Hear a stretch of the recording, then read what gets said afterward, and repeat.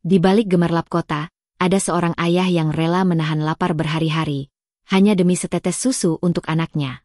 Tidur di kolong jembatan, bertarung melawan dingin, lapar, dan rasa kehilangan, ia tetap bertahan karena cinta. Selamat datang di Santi Story. Channel ini menyajikan cerita yang penuh makna, haru, dan pelajaran hidup. Setiap cerita yang kami angkat berasal dari pengalaman nyata, dikemas dalam narasi yang menyentuh hati. Sebelum masuk ke ceritanya, sahabat jangan lupa absen dulu ya. Sahabat dari mana saja. Untuk kamu yang belum subscriber jangan lupa subscriber. Yang sudah subscriber semoga rezekinya mengalir. Yuk kita dengar ceritanya. Langit malam itu begitu kelabu. Awan-awan menggantung berat, seakan menahan tangis yang tak kunjung tumpah. Di bawah jembatan beton yang menjulang di tengah kota, seorang pria muda duduk memeluk tubuh kecil berselimut-selimut tipis yang sudah koyak di beberapa sisi. Suara kendaraan di atas kepala mereka berderu tanpa henti, menjadi latar permanen kehidupan yang tak pernah benar-benar tenang. Raka menatap wajah anak perempuannya yang terlelap dalam pelukannya. Gadis kecil itu bernama Lila, baru 2 tahun usianya. Tubuhnya kurus, pipinya tidak lagi bulat seperti anak-anak seusianya. Rambutnya lepek, napasnya terdengar berat, bekas dari batuk yang tak kunjung sembuh. Tapi Raka tetap membelai rambut putrinya itu dengan lembut, seperti mengusap sehelai harapan yang masih tersisa di tengah reruntuhan hidupnya. Dulu, Raka adalah sopir travel antar kota. Ia menyukai pekerjaannya, menyusuri jalan-jalan panjang, mendengarkan musik sambil memandangi wajah-wajah asing yang duduk di kursi penumpang. Penghasilannya tidak besar, tapi cukup untuk menyewa rumah petak sederhana dan membelikan istrinya, Rani, makan favoritnya tiap akhir pekan. Mereka bukan pasangan kaya, tapi mereka punya cinta, dan itu cukup. Semua berubah saat Rani hamil anak pertama. Awalnya kehamilan berjalan normal, tapi saat mendekati waktu melahirkan, Rani mulai sering mengeluh nyeri di perutnya. Mereka pergi ke puskesmas, tapi ditolak karena Rani tak memiliki BPJS aktif. Mereka menunggak iuran. Raka sudah habis-habisan mencari pinjaman.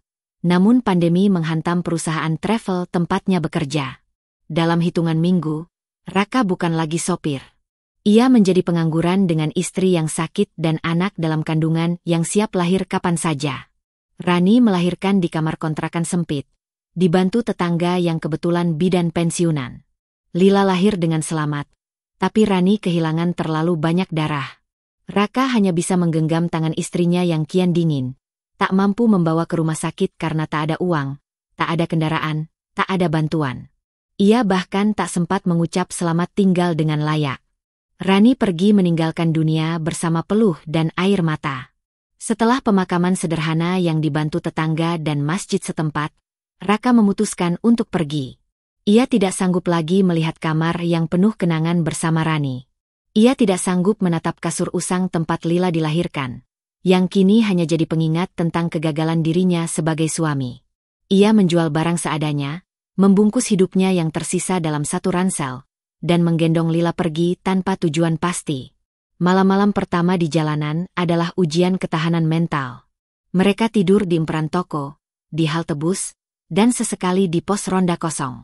Tapi semua tempat itu selalu berujung sama, diusir, dicaci, atau dipandang jijik.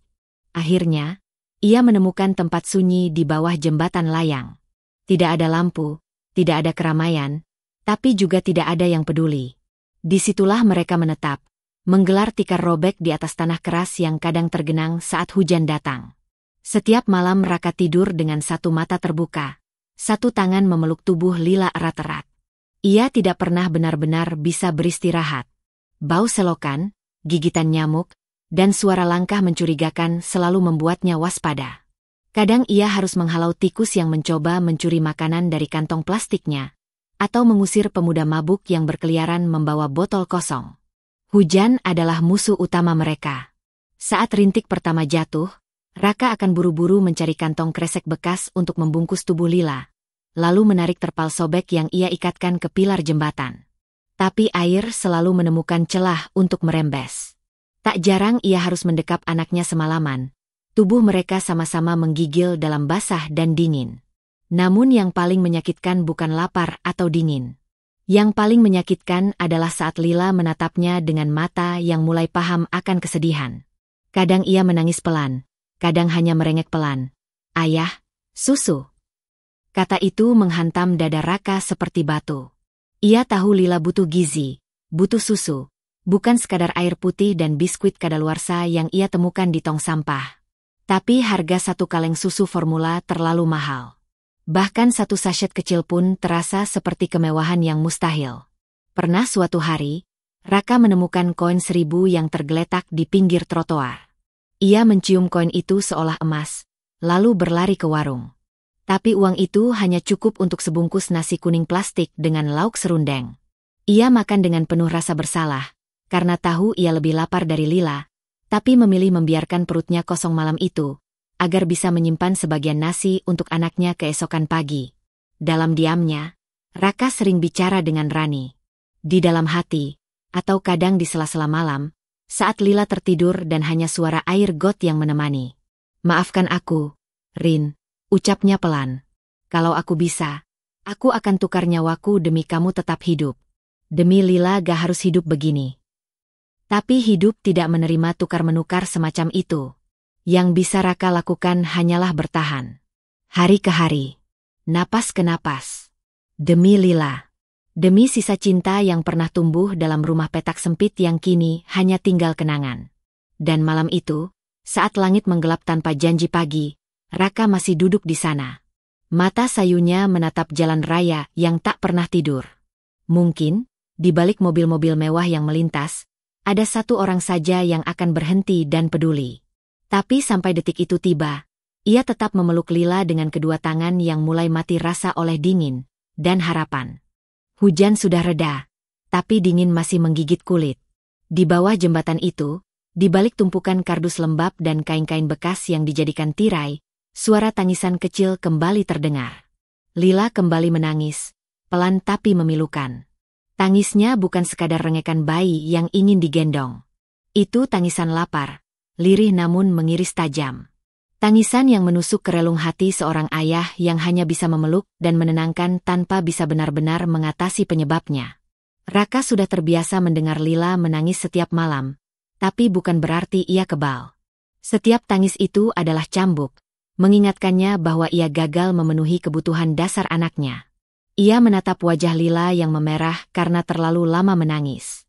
Bibir kecilnya kering, dan matanya terlihat bengkak. "Sebentar lagi, Nak. Sabar ya.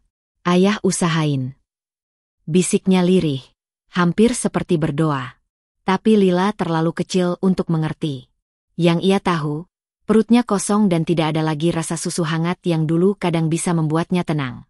Keesokan harinya, saat embun masih menempel di tiang-tiang jembatan, Raka sudah bersiap. Ia mengenakan jaket lusuh dan celana jeans robek yang sudah kehilangan warna. Lila masih tertidur di balut jaket milik Raka. Ia meletakkan batu-batu kecil di sekeliling tikar mereka agar tidak diterbangkan angin, lalu berjalan cepat menuju pasar tradisional yang ramai sejak pagi. Raka tidak tahu harus mulai dari mana, tapi ia punya tekad.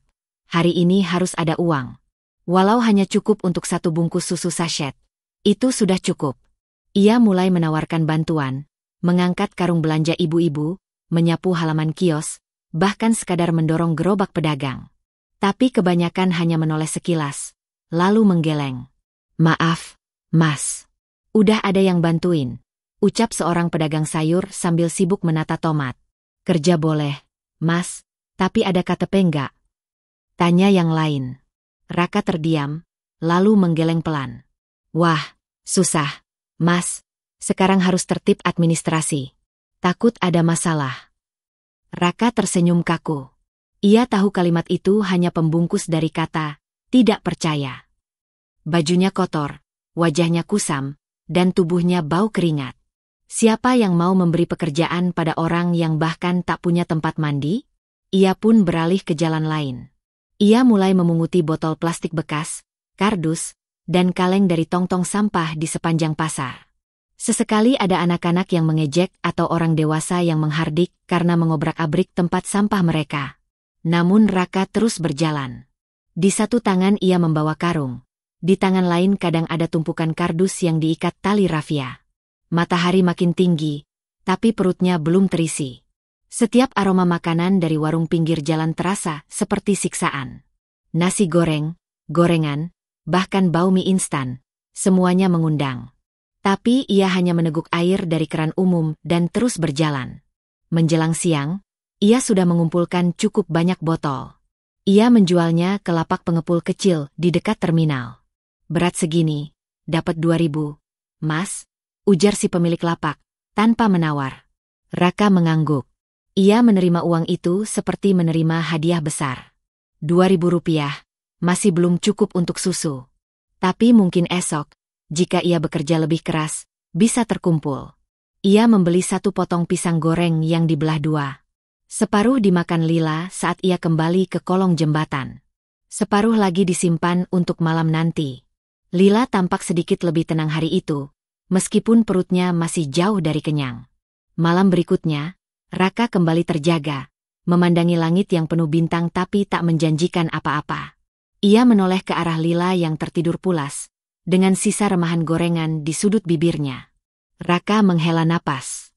Bukan karena lelah fisik, ia sudah terbiasa dengan tubuh pegal dan nyeri. Tapi karena ia tahu, hari-hari seperti ini belum akan berakhir besok, atau lusa. Tapi ia juga tahu satu hal, ia akan terus mencoba. Karena 1 tetes susu bukan hanya soal gizi. Itu harga diri. Itu cinta. Itu janji yang pernah ia buat di depan pusara Rani, bahwa ia akan menjaga Lila, walau dengan sisa-sisa napasnya sendiri. Hujan mengguyur kota selama 3 hari tanpa henti. Deras, dingin, dan menyiksa. Di bawah jembatan yang dulu menjadi pelindung, air meluap dari selokan, membanjiri lantai tempat Raka dan Lila biasa tidur.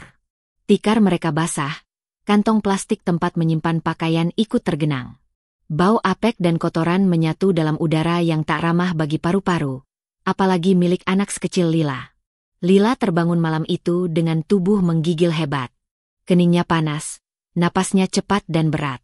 Tangisnya tak nyaring seperti biasanya, tapi lirih, seperti tenaga dari tubuh kecil itu sudah mulai habis. Raka panik, tangannya gemetar saat menyentuh dahi Lila yang membara. Ia membungkus tubuh anaknya dengan jaket satu-satunya, lalu menggendongnya keluar dari kolong jembatan, menembus hujan menuju warung terdekat. Bu, tolong, anak saya panas, punya obat penurun demam, enggak? Tanyanya setengah berteriak di tengah hujan kepada pemilik warung yang hendak menutup rolling door. Perempuan itu menatap Raka sejenak, lalu menggeleng. Udah malam, Mas. Ini warung kelontong, bukan apotek. Ia mengunci pintu tanpa berkata lagi. Raka berjalan lagi, mencari warung lain. Namun sebagian besar sudah tutup. Akhirnya, ia menemukan kios kecil yang masih buka, dan berhasil membeli 1 sachet obat penurun panas anak dengan uang recehan sisa hasil memulung kemarin. Ia meminta air hangat gratis di masjid, lalu menyuapi Lila di pinggir trotoar yang becek. Lila hanya meminum sedikit sebelum tertidur kembali dalam pelukannya. Raka tahu, ini bukan sekadar demam biasa. Tubuh anak itu sudah terlalu lemah, terlalu sering kelaparan, terlalu sering kehujanan. Keesokan harinya, saat langit masih muram, Raka kembali mencari kardus dan botol plastik. Tapi tubuhnya juga mulai kehilangan tenaga. Ia merasa pusing, tenggorokannya perih karena hanya minum air mentah dan makan seadanya. Ketika sedang duduk menyandar di pinggir pasar dengan Lila dalam gendongan, seorang pria bertubuh besar datang mendekat.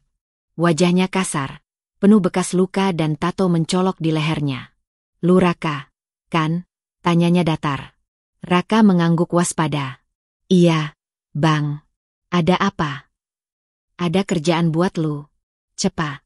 Duitnya gede." Raka menatap pria itu. Di balik hujan dan dingin, tawaran pekerjaan seperti itu terdengar seperti cahaya. Tapi ia tetap diam, menunggu penjelasan lebih lanjut. "Lu cuma antar 1 paket ke gang belakang pasar malam ini. Gampang. Nggak usah tanya isinya apa. Kerja sekali, langsung dapat 200.000. 200.000. Jumlah yang belum pernah Raka lihat dalam bentuk uang tunai selama berminggu-minggu. Dengan itu, ia bisa beli susu, obat, makanan hangat, bahkan selimut.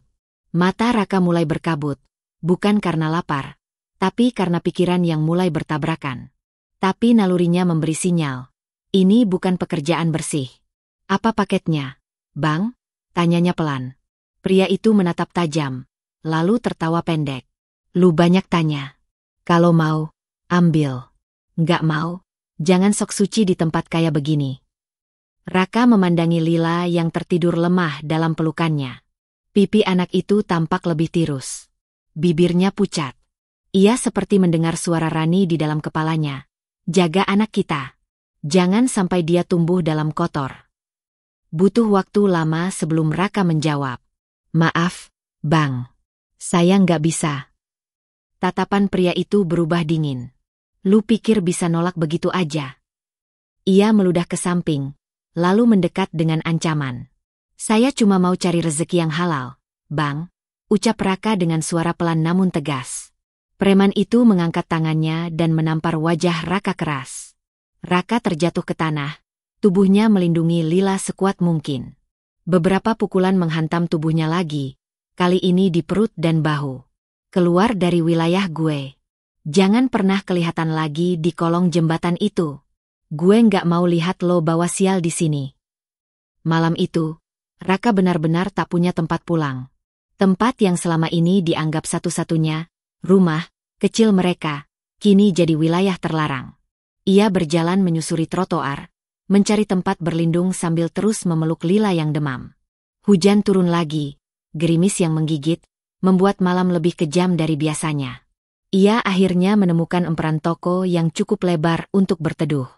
Tapi tak ada alas, tak ada pelindung. Ia menggelar koran lusuh yang ia ambil dari tempat sampah, membungkus Lila dengan jaketnya, dan duduk sambil memeluk tubuh kecil itu. Udara malam seperti merayap masuk ke pori-pori, menusuk tulang. Lila mengerang pelan. Tubuhnya panas, tapi wajahnya pucat seperti kertas. Raka menggigit bibirnya, menahan tangis yang hampir pecah. Ayah maaf. Ayah janji besok cari uang lebih banyak. Nak, jangan sakit. Tolong, jangan sakit. Tapi malam itu terasa seperti malam yang tak berujung. Suara kendaraan di kejauhan berlalu begitu saja. Tak ada satupun yang tahu, di bawah lampu jalan yang redup, ada seorang ayah yang duduk diam dengan tubuh memar dan hati yang jauh lebih luka. Menjaga hidup kecil di pelukannya dengan satu-satunya hal yang tersisa. Keteguhan untuk tetap tidak menyerah. Matahari sudah tinggi, tapi tubuh Raka menggigil.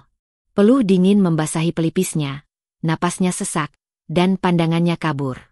Kaki-kakinya mulai gemetar saat mendorong gerobak kecil berisi botol plastik bekas yang ia pungut sejak subuh.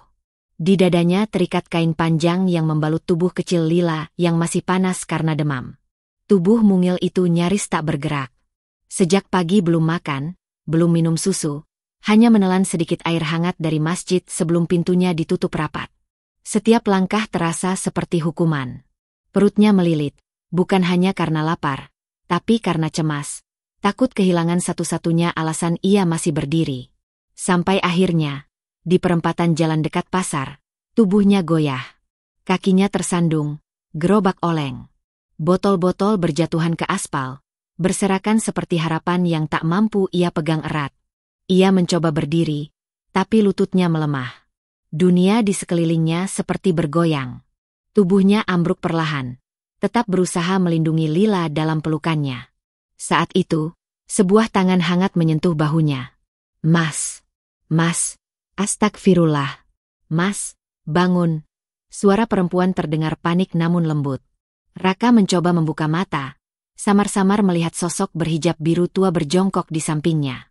Perempuan itu sigap memeriksa Lila, lalu menatap wajah Raka dengan campuran prihatin dan tegas. Anaknya panas sekali. Mas, ikut saya ya. Ini darurat. Raka terlalu lemah untuk menjawab. Tapi genggaman tangannya pada tubuh Lila menguat, sebagai tanda ia tidak menyerahkan begitu saja. Perempuan itu, yang kemudian memperkenalkan diri sebagai Bu Santi, memahami isyarat itu. Tenang. Saya nggak akan pisahkan kalian. Yuk, kita ke rumah singgah. Dekat kok. Anak Mas butuh pertolongan. Beberapa menit kemudian, dengan bantuan dua relawan lain, mereka tiba di sebuah bangunan sederhana 2 lantai di pinggir kota. Rumah singgah milik yayasan sosial, tampak bersih dan hangat, jauh berbeda dari jalanan yang baru saja mereka tinggalkan. Udara di dalamnya beraroma minyak kayu putih dan makanan matang. Raka dan Lila langsung ditangani. Raka dibaringkan di kasur tipis, sementara Lila dibawa oleh seorang dokter muda berjaket biru bertuliskan, relawan medis. Seseorang membuka baju lusuh Raka, menyekanya dengan air hangat, dan memberinya selimut bersih. Tak lama kemudian, makanan hangat disodorkan ke hadapannya. Semangkuk bubur ayam, sepotong telur rebus, dan segelas teh manis. Raka memandangi makanan itu seperti melihat sesuatu yang tak nyata. Tangannya gemetar saat menyendok suapan pertama. Rasanya sederhana, tapi bagi perut yang kosong selama 2 hari, itu seperti hidangan surga. Setelah makan, ia meminta izin menemani Lila. Di kamar kecil ujung lorong, ia melihat putrinya berbaring dengan infus di tangan mungilnya. Dokter menjelaskan bahwa Lila mengalami dehidrasi dan infeksi saluran pernapasan ringan karena cuaca dingin dan kondisi tubuh yang melemah. Tapi ia akan membaik jika dirawat dan diberi nutrisi cukup. Raka berdiri lama di sisi ranjang. Ia memegangi tangan kecil itu, menatap wajah Lila yang kini tenang dengan kulit yang sedikit lebih hangat. Untuk pertama kalinya sejak hari pemakaman Rani, air mata akhirnya jatuh juga dari matanya. Bukan karena sedih semata, tapi karena lelah, lega, dan hancur dalam waktu yang bersamaan. Tangisnya tidak keras. Hanya isakan pelan yang tersendat, seperti keran tua yang akhirnya dibuka setelah bertahun-tahun. Bu Santi duduk di dekat pintu, diam-diam menyaksikan momen itu dengan tatapan sendu. Mas Raka, nggak apa-apa nangis. Lelaki juga boleh lelah. Apalagi kalau berjuang sendirian, ucapnya lembut. Raka tak mampu menjawab. Ia hanya mengangguk, menggenggam tangan Lila lebih erat. Sore itu, langit di luar rumah singgah masih mendung, tapi rasanya tak sepekat kemarin. Untuk pertama kalinya setelah sekian lama, ada tempat yang memberi hangat. Ada orang-orang yang peduli. Dan untuk pertama kalinya pula, Raka merasa, mungkin, hidupnya belum sepenuhnya ditutup oleh takdir. Masih ada celah kecil di langit yang bisa membuka harapan. Udara pagi di halaman rumah singgah tak pernah terasa sesegar ini bagi Raka. Aroma daun basah setelah disapu, suara burung gereja yang bertengger di kabel listrik, dan sinar matahari yang hangat di kulit, semua menjadi bagian dari rutinitas barunya. Tangannya menggenggam sapu lidi, tapi dalam hatinya, ia menggenggam lebih banyak lagi. Rasa syukur yang tak terucap dan semangat yang kembali tumbuh pelan-pelan. Setiap pagi, sebelum memulai pekerjaannya membersihkan halaman dan masjid kecil di sebelah rumah singgah, Raka selalu menyempatkan diri mencium kening Lila yang kini sudah sehat, ceria, dan mulai belajar menyebut beberapa kata baru. Senyuman Lila adalah bahan bakar yang tak pernah habis. Ia tidak digaji besar. Hanya cukup untuk membeli makan harian, menabung sedikit demi sedikit, dan sesekali membelikan Lila susu favoritnya. Tapi bagi Raka, itu lebih dari cukup. Ia telah hidup dari tidak punya apa-apa, dan kini diberi kesempatan untuk bangkit dengan cara yang tak pernah ia duga. Cinta dari orang asing yang kini menjadi keluarga. Yayasan tempat ia tinggal membuka pelatihan keterampilan setiap akhir pekan. Raka memilih ikut pelatihan membuat rak kayu sederhana dan servis perabot. Tangannya yang dulu terbiasa menggenggam setir kini mulai terbiasa dengan palu dan amplas. Ada ketenangan tersendiri dalam mengerjakan sesuatu dari nol, melihatnya jadi, dan digunakan orang lain. Setiap malam, setelah Lila tidur, Raka akan duduk di lantai dekat jendela rumah singgah, membuka buku catatan usang yang diberikan Bu Santi, dan mulai menulis surat untuk seseorang yang tak bisa lagi membalas. Rani. Hari ini Lila tertawa keras saat aku menggelitik perutnya. Tawa itu seperti tawa kamu dulu. Lepas, bersih. Kamu pasti bangga sama dia. Aku belajar bikin rak hari ini, Ran. Hasilnya jelek, tapi kukuh. Kayak cintaku ke kalian. Surat-surat itu tidak akan dikirim kemana-mana. Ia simpan di bawah bantal. Tapi menulisnya seolah membuat Raka tetap terhubung pada cinta yang pertama. Pada janji yang pernah ia bisikan di telinga Rani saat mereka menggendong Lila bersama di malam pertama kelahirannya. Lila kini tumbuh lebih sehat. Pipinya mulai berisi, kulitnya tak lagi pucat. Ia berlari-lari kecil di lorong rumah singgah, memanggil ayahnya dengan suara ceria. Ayah, susu Lila habis. Raka akan tersenyum, menghentikan pekerjaannya, dan mengambil botol kecil itu. Ia akan mencuci dan mengisinya dengan susu hangat, lalu menyuapkan perlahan sambil mengelus rambut lembut Lila. Ia tahu, hidup mereka belum mewah. Masih banyak hari yang akan sulit. Tapi cinta mereka cukup. Bahkan lebih dari cukup. Di bawah langit sore yang perlahan jingga, Raka duduk bersama Lila di bangku kecil depan rumah singgah. Angin lembut menggerakkan dedaunan, dan di kejauhan terdengar suara adzan maghrib yang menenangkan. Lila sayang ayah? Tanya Raka sambil mengusap pipi anaknya. Lila mengangguk cepat. Sayang sekali. Raka tersenyum, menatap langit yang dulu sering ia pandangi dengan penuh tanya. Kini, langit itu tetap sama, tapi hatinya tidak lagi kelam. Ia menatap mata anaknya, dan tahu satu hal. Bahwa cinta tak pernah perlu mewah. Yang penting, cukup untuk membuat seseorang bertahan. 3 tahun berlalu sejak hari pertama Raka dan Lila menginjakan kaki di rumah singgah. Waktu berjalan perlahan tapi pasti, menambal luka-luka yang dulu nyaris membuat Raka kehilangan arah. Kini, Raka bukan lagi pria yang dipandang rendah karena baju kumal atau wajah lelah. Ia dipercaya menjadi staf tetap di rumah singgah, mengelola logistik dan membantu pelatihan kerja untuk para ayah dan ibu yang senasib dengannya dulu. Ia bukan siapa-siapa, bukan pejabat, bukan orang kaya, tapi ia tahu, ia sedang berada di tempat yang tepat, menjadi seseorang yang dibutuhkan. Lila, gadis kecil itu, kini duduk di bangku TK. Ia sering pulang membawa gambar-gambar krayon penuh warna, rumah, matahari, dan 2 orang berdiri bergandengan tangan. Salah satu dari gambar itu ia tunjukkan sambil berkata, "Ini Lila, ini ayah. Ibu di atas, lihat dari langit, ya." Setiap mendengar itu, Raka hanya mengangguk pelan, menahan air mata yang menggenang. "Iya, nak, ibu selalu lihat kita dari sana, dan dia pasti bangga." Malam-malam Raka tak lagi dingin. Ia tidur di kasur yang sederhana tapi hangat. Ia tak lagi menulis surat dengan tangan gemetar di atas lantai dingin, tapi masih menulis, karena ia tahu, kisahnya bukan hanya tentang bertahan, tapi juga tentang menemukan harapan di tempat yang tak pernah ia bayangkan. Suatu hari, sebuah undangan kecil datang dari kantor yayasan pusat. Mereka meminta Raka untuk menjadi narasumber dalam seminar tentang ayah tangguh. Ia tersenyum, memandangi surat itu, lalu menoleh ke arah Lila yang sedang tertidur. "Ibu, lihat, Ran, kita sudah sampai. Bukan karena aku hebat, tapi karena aku terus pegang janji ke kamu. Jaga Lila, dan jangan menyerah." Ia mencium kening Lila, lalu menatap langit malam yang bersih. Tak ada suara, tak ada gemuruh, hanya hati yang tenang. Dan di bawah langit yang dulu sering memayungi mereka dalam dingin dan kehampaan, kini langit yang sama menjadi saksi, cinta yang sederhana telah menyelamatkan mereka. Hingga akhir.